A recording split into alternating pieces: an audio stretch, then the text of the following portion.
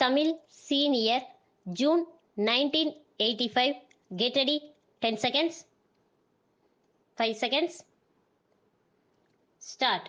தலைவர் அவர்களே, தமிழகத்தில் துவக்கப்படுகின்ற தமிழ் பல்கலைக்கழகம் தொடர்பான இந்த சட்ட முன்வடிவை வரவேற்றும் ஆதரித்தும் பேசிய மாண்புமிகு உறுப்பினர்களுக்கு என்னுடைய நன்றியை தெரிவித்துக் கொள்ள விரும்புகிறேன். இங்கே பேசிய உறுப்பினர்களில் பெரும்பாலோர் தாய் மொழியே பயிற்சி மொழியாக இருக்க வேண்டியதன் அவசியத்தை வலியுறுத்தினார்கள். தமிழ் பயிற்சி மொழியாக இருக்க வேண்டும் என்ற கருத்தை இந்த அரசும் ஏற்றுக்கொண்டு அதற்காக பல்வேறு நடவடிக்கைகளையும் எடுத்து வருகிறது.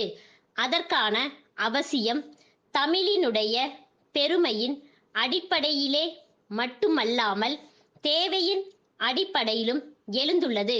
அண்மையில் நான் கான்பூர் சென்றிருந்த போது அங்கு தமிழர்கள் வாழும் பகுதிகளுக்கு சென்று அங்குள்ள நிலைமைகளை புரிந்து கொள்கிற வாய்ப்பு கிடைத்தது. அங்கே நாம் சென்றால் நாம் தமிழகத்திலேயே இருப்பது போன்ற உணர்வுதான் ஏற்படுகிறது. அங்கே இருப்பவர்கள் ஒரு முக்கியமான குறைபாட்டை என்னிடத்தில் சொன்னார்கள். அங்குள்ள உயர்நிலை பள்ளிகளில் தமிழ் மூலம் கல்வி கற்க வசதி இல்லாததால் அவர்களுடைய பிள்ளைகள் இடையிலேயே படிப்பை நிறுத்தி விடுவதாக சொன்னார்கள்.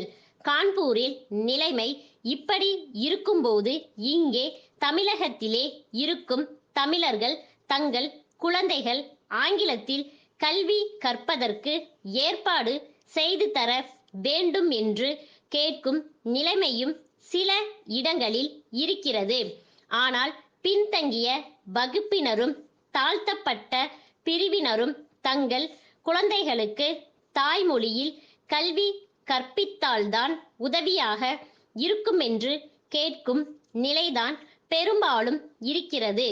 நாம் இதை உணர்ந்து தமிழிலே பாடம் சொல்லிக் கொடுக்க ஏற்பாடு செய்யாவிட்டால் இங்கே இருக்கும் கோடிக்கணக்கான தமிழ் மக்களுடைய உள்ளத்தை புரிந்து கொள்ளாமல் அவர்களை பற்றி அக்கறை கொள்ளாமல் இருப்பதாகத்தான் கொள்ள வேண்டும்.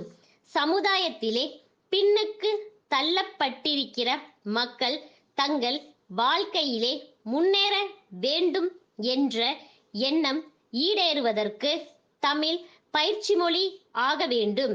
அந்த அடிப்படையிலேதான் நாம் காரியங்களை ஆற்றுகிறோம் என்பதை தெரிவித்துக் கொள்கிறேன்.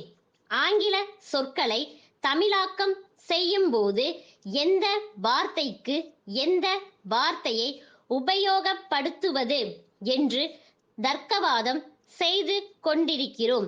ஏதாவது ஒரு வார்த்தையை உபயோகப்படுத்த ஆரம்பித்தால் காலப்போக்கிலே நல்ல வார்த்தைகள் தானாகவே வரும்.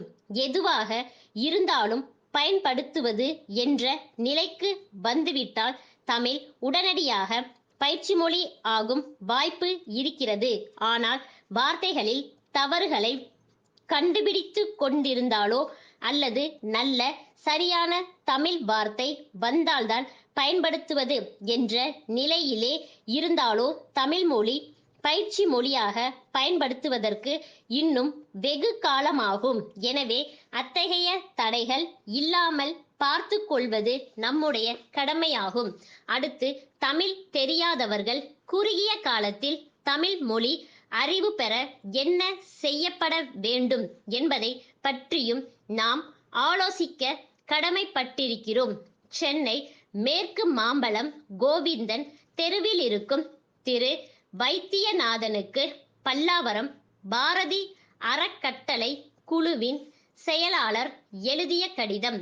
ஐயா, தாங்கள் தலைமை பொறுப்பு ஏற்றுள்ள தொண்டு நிறுவனத்தின் ஆதரவில் இளம்பிள்ளைவாத நோயினால் பாதிக்கப்பட்டுள்ள குழந்தைகளுக்காக இலவச சிகிச்சை முகாம் ஒன்று நடத்தப்பட இருப்பதாக அறிகிறேன்.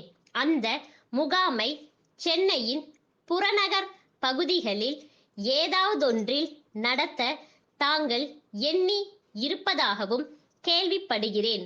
வளரும் பருவத்தில் ஊனம் உற்றவர்களாகி வருந்தும் சிறுவர் சிறுமியருக்கு மறுவாழ்வு அளித்திட முன் வந்துள்ள தங்களுக்கு என்னுடைய பாராட்டினை தெரிவித்துக் கொள்கிறேன்.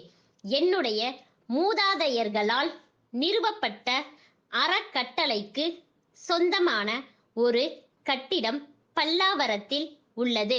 அந்த கட்டிடம் திருமண காலங்களில் திருமண கூடமாக பயன்படுகிறது. சமுதாய நலனுக்கு பயன்படும் காரியங்களுக்கு அந்த கட்டிடத்தை வாடகை ஏதும் இல்லாமல் அளிப்பதென எங்கள் அறக்கட்டளை குழு முடிவு செய்துள்ளது. ஆகவே தாங்கள் நடத்த கருதியுள்ள சிகிச்சை முகாமை அந்த கட்டிடத்திலேயே அமைய செய்து கொள்ளலாம். தங்கள் நம்பிக்கையுள்ள ஸ்டாப்.